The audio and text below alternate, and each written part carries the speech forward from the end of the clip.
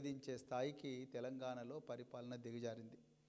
అదేవిధంగా మరి కృష్ణా ఎన్నో సమస్యలు ఉన్నాయి. నిజంగా ప్రతి సమస్యలు లేని రోజు లేదు తెలంగాణలో గత 2 సంవత్సరాల నుండి.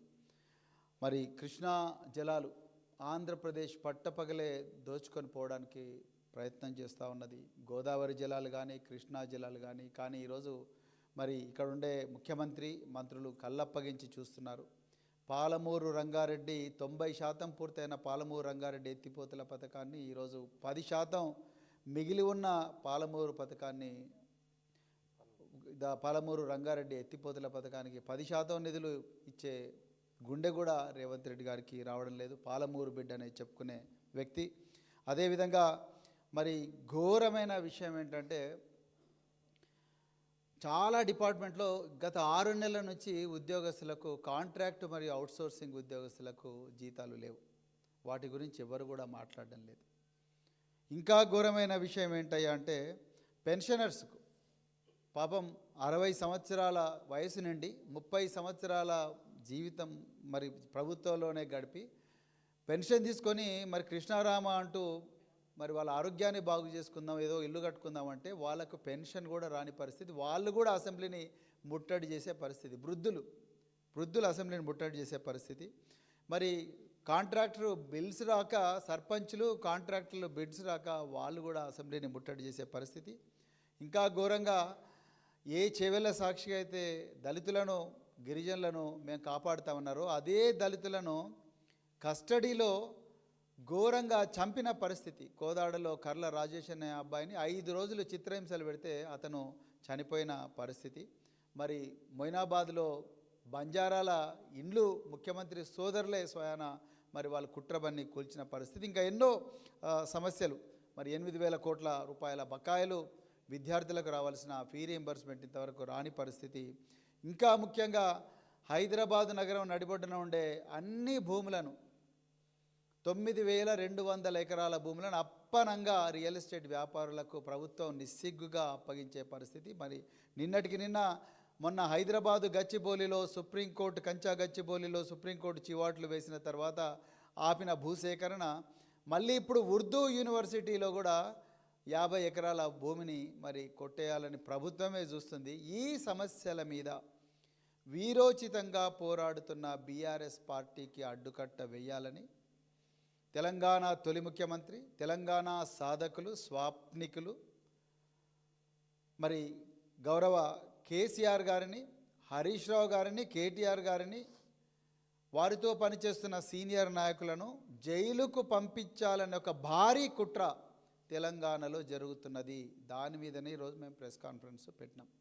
ఎందుకంటే తెలంగాణ ప్రజలకు అటెన్షన్ డైవర్షన్లో సిద్ధహస్తుడైన రేవంత్ రెడ్డి అసలు సమస్య నుండి తెలంగాణ ప్రజల దృష్టి మరల్చడానికి రకరకాల ఇన్వెస్టిగేషన్లు, సిట్టులని ఏవో డ్రామాలు రోజు చేస్తూనే ఉన్నాడు. ఏవి నడవకపోతే తీవ్రమైన దుర్భాష బయట అసెంబ్లీ లోపల, అసెంబ్లీ బయట అసెంబ్లీ లోపల దుర్భాషలు ఆడుతున్న పరిస్థితి.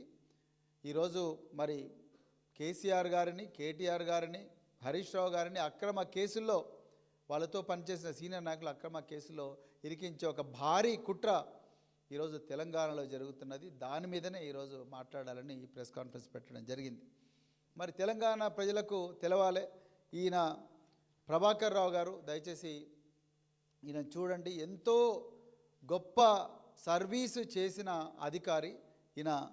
మరి టి ప్రభాకర్ రావు, ఈ ప్రభాకర్ రావు ఈరోజు A1 నిందితుడిగా చేసిన ఆయనకు వచ్చిన మెడల్స్ మామూలు మెడల్స్ కాదు. ఆయన ఈరోజు కేంద్ర హోంమంత్రి అమిత్ షా గారు ఆయనకు అత్యంత ఉత్తమ ఇంటెలిజెన్స్ అధికారిగా అమిత్ షా గారు ఈయనకు మెడల్ ఇచ్చిండ్రు. భారతదేశం యొక్క అధ్యక్షులు అంటే ప్రెసిడెంట్ ఆఫ్ ఇండియా ఈ ప్రభాకర్ రావు గారికి శౌర్య పథకం ఇచ్చిండు, పోలీస్ మెడల్ ఫర్ గ్యాలంటరీ. ఈ దేశంలో అలాంటి శౌర్య పథకం వచ్చిన వాళ్ళు ఒక 3,000 మంది, 3,000 నుంచి 4,000, 5,000 మంది మాత్రమే ఉంటారు ఈ దేశంలో. ఈ 75 సంవత్సరాల స్వాతంత్రం వచ్చిన చరిత్రలో అలాంటి వ్యక్తుల్లో ఒకడు మన ప్రభాకర్ రావు.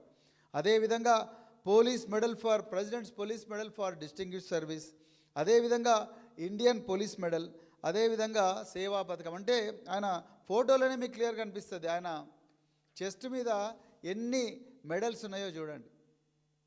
అలాంటి ప్రభాకర్ రావు ఈరోజు AA1గా మార్చిండు రేవంత్ రెడ్డి ప్రభుత్వం.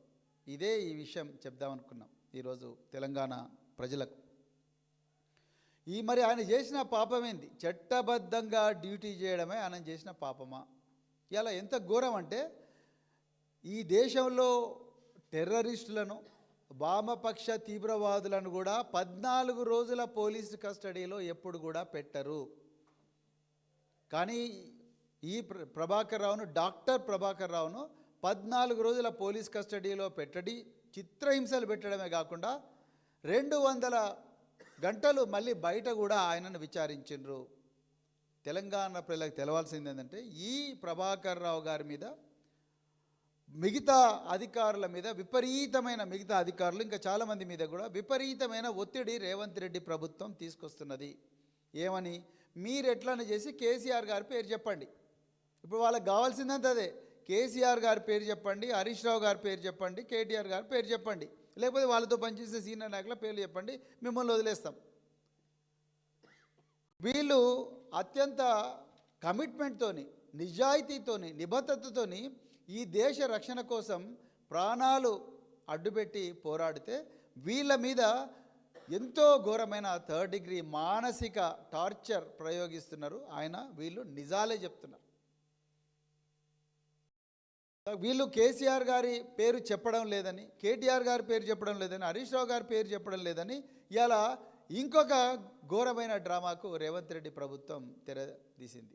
అది ఏంటయ్యా అంటే, సిట్టు 2024 మార్చి నెలలో ఒక ఏసీపీతో ఏర్పాటు చేసిండ్రు. ఆ ఏసీపీతో ఏర్పాటు చేసిన సిట్టులో ఏమీ తేలలేదు. ఇంకా మనకు తెలంగాణలో, మనకు తెలుగు రాష్ట్రాల్లో చాలా సీరియల్స్ ఉంటాయి. ఈ ట్యాపింగ్ వ్యవహారం అంతా కూడా సీరియల్స్ లాగా నడిపిస్తున్నాడు రేవంత్ రెడ్డి. కార్తీక దీపం, బ్రహ్మముడి, మరి మొగిలి రేకులు, మనసు మమత, చక్రవాకం, బిగ్ బాస్ షో, ఇక రాధమ్మ కూతురు, ఇట్లా రకరకాల సీరియల్స్ ఉన్నాయి కదా. ఇలాంటి సీరియల్స్ లాగానే ఈ ట్యాపింగ్ వ్యవహారం నడిపిస్తున్నారు. 2024లో మార్చి నెలలో దీన్ని రిజిస్టర్ చేసి, ఈ కేసును రిజిస్టర్ చేసి, దీని మీద సిట్ అనే ఒక సంస్థనేసి, దానికి ఏసీపీని హెడ్గా పెట్టి, ఆ ఏసీపీతోని 350 మంది విట్నెస్లను వాళ్ళను జూబ్లీహిల్స్ పోలీస్ స్టేషన్లో విచారించి, అందులో ఆ విట్నెస్లో నేను కూడా ఒకరిని, జూబ్లీహిల్స్ పోలీస్ స్టేషన్లో విచారించి వీళ్ళకు ఏమీ తెలవలేదు అని చెప్పి క్లియర్గా ఏమీ రాలేదని నిరాశకు గురైనరు.